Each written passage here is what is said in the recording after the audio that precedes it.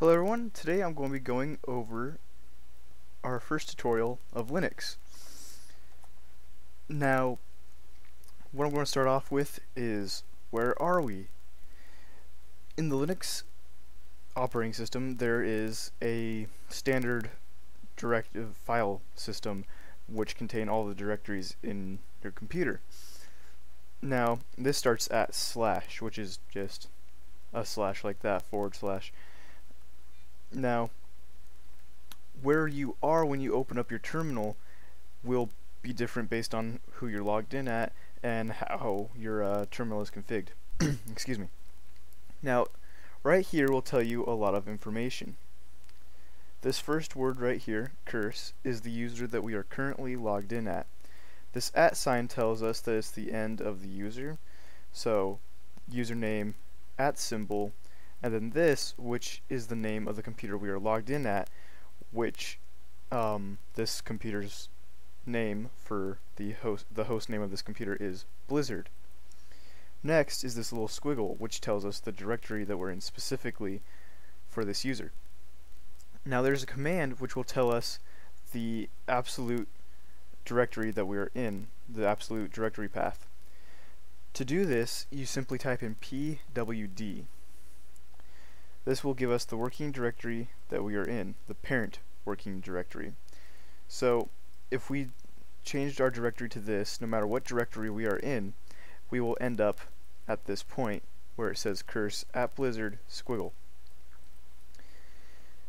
Now, this is all good, but just knowing where you are isn't going to help you a lot because you don't know where else you can go. That is why there's a command called ls.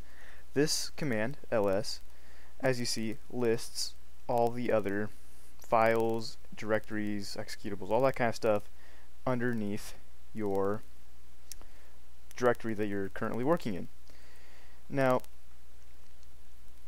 most commands in Linux are based off of like a shortened version of whatever the process is called. cwd is not what you use for your current working directory. There is no wd, or, well, actually the last one I was going to try actually does exist, but instead you are always going to use pwd, which is parent working directory. If you want the directory that you are in, then what you would do is a /. This // represents this directory. So the dot is your current directory and the slash means that you're accessing something in your current directory. Now, if you want to do more advanced listing of whatever's in your current directory, there's a few things you can do. With a lot of things in Linux, there's usually man pages, which will allow you to see a manual of the command. So if you type in man space ls, you'll get this, which says user commands ls1. This is the first page of ls. Now right here, it says name ls blah blah blah. This right here will tell us what it does, list directory contents. This is the command, and this just tells us this is where the command and the description end and start. Synopsis.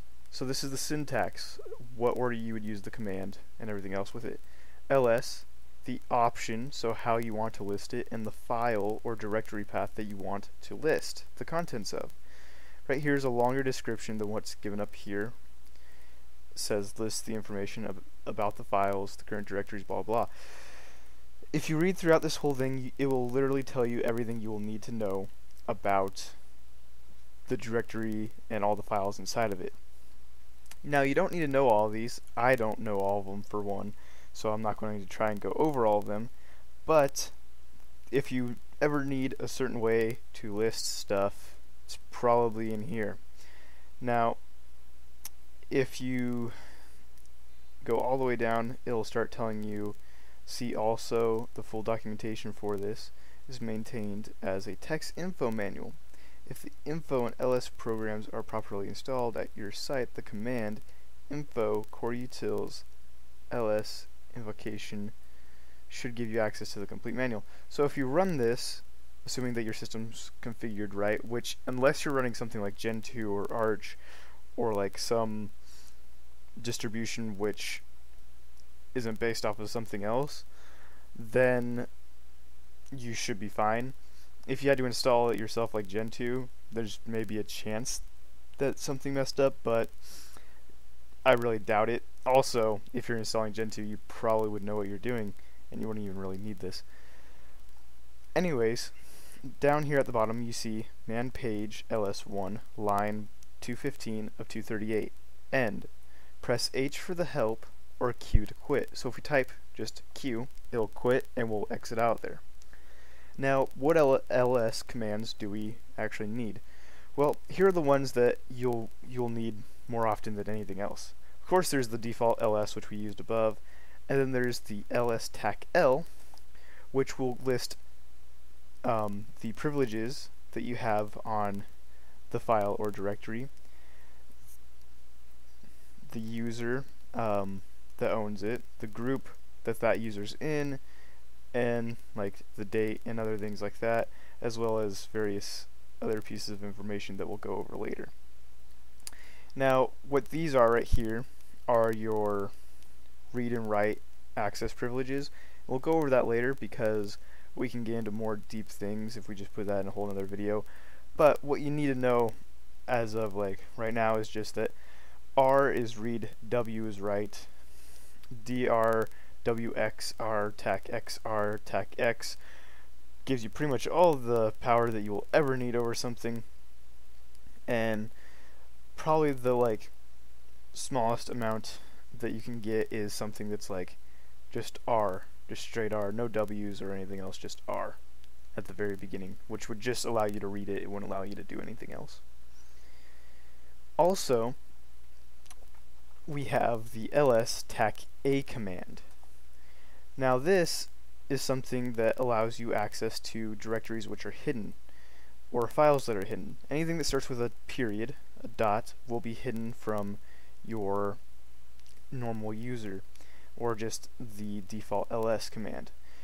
And this is another benefit of using terminal to go around your system rather than a file manager like Nautilus, because those you would have to go into the settings and say you want to have it look for these files.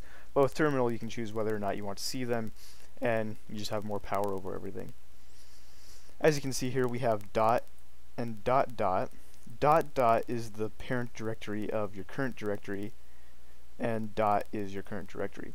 So dot dot is just whatever holds curse, which at the very beginning, I'm going to type clear. By the way, side note, clear will just do that to your terminal. Just get rid of everything else. You can scroll up to see it, but it makes it easier if you start getting stuff cluttered. But if we execute the pw command like we did before, it tells us /home/curse. Curse is dot in the curse directory. Home is dot dot in the curse directory. So this is the curse directory, /, and // is the home directory while we're in the curse directory. Other than those two commands, ls-tac-l and ls-tac-a, there's not too much more that you would need to use. There are other ones like ls-tac-u and things like that, but just ls works fine. ls-tac-u, by the way, is kind of useless in my point of view. It just doesn't order things.